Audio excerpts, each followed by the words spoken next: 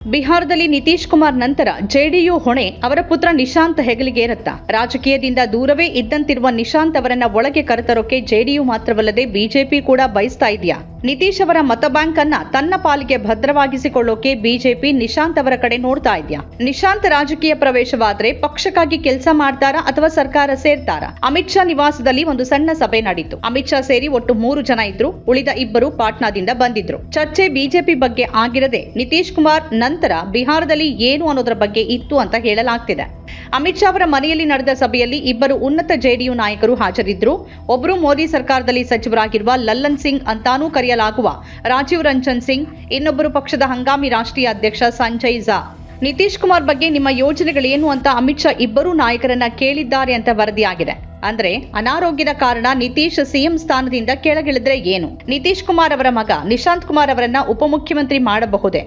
ಈ ಸುದ್ದಿ Indian express ನಿಂದ ಬಂದಿದೆ. ಈ ಸುದ್ದಿಯನ್ನ ಜೆಡಿಯು ಅಥವಾ ಬಿಜೆಪಿ ದೃಢಪಡಿಸಿಲ್ಲವಾದರೂ ಕೆಲವು ದಿನಗಳ ಹಿಂದೆ ಪಾಟ್ನಾ ವಿಮಾನ ನಿಲ್ದಾಣದಲ್ಲಿ ಸಂಜಯ್ ಝಾ ನಿಶಾಂತ್ ಅವರೊಂದಿಗೆ ಕಾಣಿಸಿಕೊಂಡಿದ್ದ ಸುದ್ದಿ ಇದೆ. ಪಕ್ಷದ ಎಲ್ಲ ಸದಸ್ಯರು, ಹಿತೈಷಿಗಳು ಮತ್ತು ಬೆಂಬಲಿಗರು ನಿಶಾಂತ್ ಅವರು ಪಕ್ಷಕ್ಕೆ ಬಂದು ಕೆಲಸ ಮಾಡಬೇಕು ಅಂತ ಬಯಸ್ತಾರೆ. ನಾವೆಲ್ಲರೂ ಅವರನ್ನ ಬಯಸ್ತೇವೆ. ಈಗ ಯಾವಾಗ ಹಾಗೆ ಮಾಡಬೇಕು ಮತ್ತು ಪಕ್ಷಕ್ಕಾಗಿ ಕೆಲಸ ಮಾಡಬೇಕು ಅನ್ನೋದನ್ನ ನಿರ್ಧರಿಸೋದು ಅವರಿಗೆ ಬಿಟ್ಟಿದ್ದು ಅಂತ ಸಂಜಯ್ ಝಾ ಹೇಳಿದ್ದಾರೆ ಅಂತ ಹೇಳಲಾಗಿದೆ. ಜನವರಿ 14ರಂದು ನಿಶಾಂತ್ ಅವರನ್ನ ಪಕ್ಷಕ್ಕೆ ಸೇರಿಸಿಕೊಳ್ಳಬಹುದು ಅಂತ ಜೆಡಿಯು ಒಳಗೆ ಸಾಕಷ್ಟು ಚರ್ಚೆ ನಡೀತಾ ಇದೆ. ಅವರು ಸೇರಿದ ನಂತರ ಪಕ್ಷದೊಳಗೆ ಅವರ ಪಾತ್ರ ಏನಾಗಿರುತ್ತೆ ಅನ್ನೋ ಪ್ರಶ್ನೆ ಉದ್ಭವಿಸುತ್ತೆ. ಜೆಡಿಯು ಒಂದು ಗುಂಪಿನ ನಾಯಕರು ಸರ್ಕಾರದಲ್ಲಿ ನಿಶಾಂತ್ ಅವರು ಸೇರಬೇಕು ಅಂತ ಬಯಸ್ತಾರೆ. ಇನ್ನೊಂದು ಗುಂಪಿನ ನಾಯಕರು ಅವರು ಪಕ್ಷದ ಜವಾಬ್ದಾರಿ ವಹಿಸಿಕೊಳ್ಬೇಕು ಅಂತ ಬಯಸ್ತಾರೆ. ಪಾಟ್ನಾ ವಿಮಾನ ನಿಲ್ದಾಣದಲ್ಲಿ ವರದಿಗಾರರು ನಿಶಾಂತ್ ಅವರನ್ನ ಈ ಬಗ್ಗೆ ಕೇಳಿದಾಗ ಅವರು ಮುಗುಳ್ನಕ್ಕೂ ಸುಮ್ಮನೆ ಹೋಗಿದ್ರು. ಪಾಟ್ನಾ ವಿಮಾನ ನಿಲ್ದಾಣದಲ್ಲಿ ಸಂಜಯ್ ಝಾ ಮತ್ತು ನಿಶಾಂತ್ ಏನ್ ಮಾಡ್ತಾ ಇದ್ರು? ನಿಶಾಂತ್ ಕೂಡ ದೆಹಲಿಗೆ ಹೋಗಿ ಬಿಜೆಪಿಯ ಕೇಂದ್ರ ನಾಯಕರನ್ನ ಭೇಟಿ ಮಾಡಲು ವ್ಯವಸ್ಥೆ ಮಾಡಲಾಗಿದೆ ಅಂತ ತಿಳಿದು ಬಂದಿದೆ. ನಿತೀಶ್ ಕುಮಾರ್ ಅವರೊಂದಿಗೆ ಸಂಬಂಧ ಹೊಂದಿರುವ ಅತ್ಯಂತ ಹಿಂದುಳಿದ ವರ್ಗದ ಮತ ಬ್ಯಾಂಕ್ ಅವರ ನಂತರ ಚದುರಿ ಹೋಗಬಹುದು ಅನ್ನೋದು ಬಿಜೆಪಿಯ ದೊಡ್ಡ ಕಳವಳ. ಆದ್ರಿಂದ ನಿತೀಶ್ ಕುಮಾರ್ ಇನ್ನೂ ಅಧಿಕಾರದಲ್ಲಿರುವಾಗಲೇ ಅವರ ಉತ್ತರಾಧಿಕಾರಿಯನ್ನ ನಿರ್ಧರಿಸಲು ಬಿಜೆಪಿ ಬಯಸುತ್ತೆ ಅಂತ ಹೇಳಲಾಗ್ತಿದೆ. ಅದೇ ರೀತಿ ಜೆಡಿಯು ಕೂಡ ಇದಕ್ಕೆ ಕಾರಣ ಆಗಿದೆ. ಕಳೆದ 1 ವರ್ಷದಿಂದ ನಿಶಾಂತ್ ನಳಂದದ ಹರ್ನೌತ್ ಕ್ಷೇತ್ರದಿಂದ ಸ್ಪರ್ಧೆ ಮಾಡಬಹುದು ಅನ್ನೋ ವದಂತಿಗಳಿದ್ವು. ಆದರೆ ನಿತೀಶ್ ಕುಮಾರ್ ಈ ಅಧ್ಯಾಯವನ್ನ ಮುಗಿಸಿದ್ರು. ಚುನಾವಣೆಗೆ ಮೊದಲು ಅವರು ನಿಶಾಂತ್ ಅವರನ್ನ ಕರೆಸಿ ಇನ್ಮುಂದೆ ಯಾವುದೇ ಸಾರ್ವಜನಿಕ ಕಾರ್ಯಕ್ರಮಗಳಿಗೆ ಹಾಜರಾಗೋದಿಲ್ಲ ಮತ್ತು ಮಾಧ್ಯಮಗಳೊಂದಿಗೆ ಮಾತನಾಡೋದಿಲ್ಲ ಅಂತ ಹೇಳಿದ್ರು. ಅವರು ತಮ್ಮ ಸಹೋದ್ಯೋಗಿ ಹರೇಂದ್ರ ಅವರನ್ನ ಚುನಾವಣೆವರೆಗೂ ಲಕ್ಷ್ಮಣ ರೇಖೆಯೊಳಗೆ ಇರೋಕೆ ಸೂಚಿಸಿದ್ರು. ಸ್ವಜನ ಪಕ್ಷಪಾತಿ ಅಂತ ಅನ್ಸ್ಕೊಳ್ಳೋದು ನಿತೀಶ್ ಕುಮಾರ್ ಅವರಿಗೆ ಬೇಕಿರಲಿಲ್ಲ. ಆದರೆ ಬಿಹಾರದಲ್ಲಿ ಎನ್ಡಿಎ ಭರ್ಜರಿ ಗೆಲುವಿನ ನಂತರ ಈ ಸ್ವಜನ ಪಕ್ಷಪಾತದ ವಿಷಯ ತುಂಬಾ ಹಿಂದುಳಿದಿರುವಂತೆ ತೋರ್ತಾ ಇದೆ. ನಿತೀಶ್ ಕುಮಾರ್ ಅವರ ಪರಂಪರೆಯನ್ನ ನಿಶಾಂತ್ ಮಾತ್ರ ಮುಂದುವರಿಸಲು ಸಾಧ್ಯ ಅಂತ ಜೆಡಿಯುನ ಪ್ರಮುಖ ಮತದಾರರು ನಂಬ್ತಾರೆ. ಅದಕ್ಕಾಗಿಯೇ ನಿಶಾಂತ್ ಅವರನ್ನ ಬೆಂಬಲಿಸುವ ಪೋಸ್ಟರ್ಗಳು ಮತ್ತು ಬ್ಯಾನರ್ಗಳು ಪಾಟ್ನಾದ ಬೀದಿಗಳಲ್ಲಿ ಮತ್ತೆ ಕಾಣಿಸಿಕೊಳ್ಳಲು ಪ್ರಾರಂಭಿಸಿವೆ. ಇದೆಲ್ಲದರ ಜೊತೆಗೆ ನಿಶಾಂತ್ ಬಗ್ಗೆ ಮತ್ತೊಂದು ಕಥೆ ಇದೆ. ಅದು ಕುತೂಹಲಕರವಾಗಿದೆ.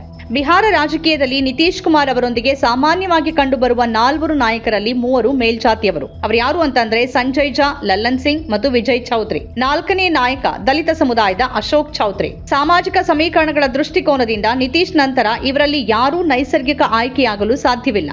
ಅವರಿಗೆ ಬಡ್ತಿ ನೀಡಿದ್ರೆ ಕುರ್ಮಿ, ಕೊಯೇರಿ ಮತ್ತು ಕುಶ್ವಾಹಾ ಸಾಮಾಜಿಕ ಸಮೀಕರಣಕ್ಕೆ ಧಕ್ಕೆಯಾಗುವ ಅಪಾಯ ಇದೆ. ಈ ಹಂತದಲ್ಲಿ ಮತ್ತೊಬ್ಬ ನಾಯಕನ ಬಗ್ಗೆ ಮಾತುಗಳಿವೆ. ಅವರು ಮನೀಶ್ ವರ್ಮಾ. ಅವರು ತಮ್ಮ ಐಎಎಸ್ ಹುದ್ದೆಯನ್ನ ತೊರೆದು ಜೆಡಿಯು ಸೇರಿದ್ರು. ಅವರನ್ನ ಪಕ್ಷದ ರಾಷ್ಟ್ರೀಯ ಪ್ರಧಾನ ಕಾರ್ಯದರ್ಶಿಯನ್ನಾಗಿಯೂ ನೇಮಿಸಲಾಯಿತು.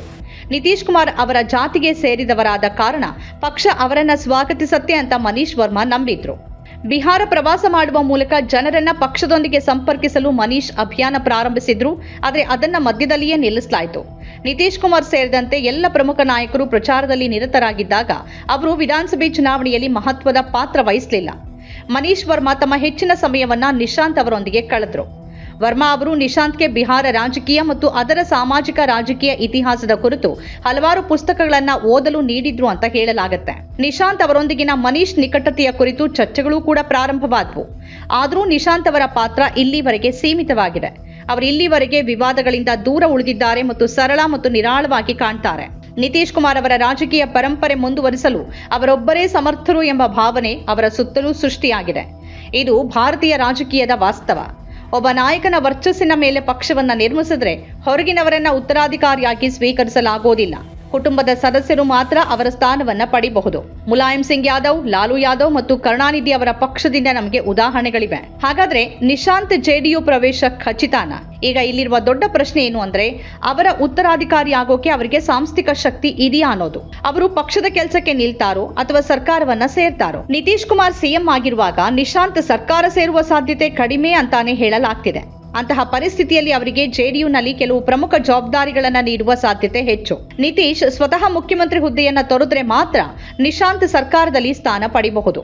ನಿತೀಶ್ ಕುಮಾರ್ ಅವರ ಪ್ರತಿಯೊಂದು ನಿರ್ಧಾರವನ್ನ ಬಿಜೆಪಿ ಅನುಮೋದಿಸತ್ತೆ. ಮುಂದೇನಾಗತ್ತೆ ಅನ್ನೋ ಕುತೂಹಲ ಬಿಹಾರದ ರಾಜಕೀಯವನ್ನ ಆಸಕ್ತಿದಾಯಕವಾಗಿ ಉಳಿಸಿದೆ. ನಮ್ಮ ಕಾರ್ಯಕ್ರಮಗಳನ್ನ ನೀವು ನೋಡ್ತಾ ಇದ್ರೆ ನಮ್ಮ ಚಾನೆಲ್ ಅನ್ನ ಸಬ್ಸ್ಕ್ರೈಬ್ ಮಾಡಿ, ಪಕ್ಕದ ಬೆಲ್ ಐಕಾನ್ ಒತ್ತಿ ನಮ್ಮನ್ನ ಬೆಂಬಲಿಸಿ. ಹಾಗೆ ನಮ್ಮ ಕಾರ್ಯಕ್ರಮಗಳನ್ನ ಲೈಕ್ ಮಾಡಿ, ಕಮೆಂಟ್ ಮಾಡಿ, ಅದನ್ನ ಬೇರೆಯವರಿಗೂ ವಾಟ್ಸ್ಆಪ್ ಮೂಲಕ ಶೇರ್ ಮಾಡಿ. ನೀವು ಹೀಗೆ ಮಾಡಿದಾಗ ನಮ್ಮ ಚಾನೆಲ್ ಮತ್ತಷ್ಟು ಜನರಿಗೆ ತಲುಪಲು ನೀವು ನಮ್ಮೊಂದಿಗೆ ಸಹಕರಿಸಿದ ಹಾಗಾಗುತ್ತೆ. ಇದು ನೀವು ಯಾವುದೇ ಖರ್ಚಿಲ್ಲದೆ ಕೆಲವೇ ಸೆಕೆಂಡುಗಳಲ್ಲಿ ನೀಡಬಹುದಾದ ಸಹಕಾರ. ಧನ್ಯವಾದಗಳು.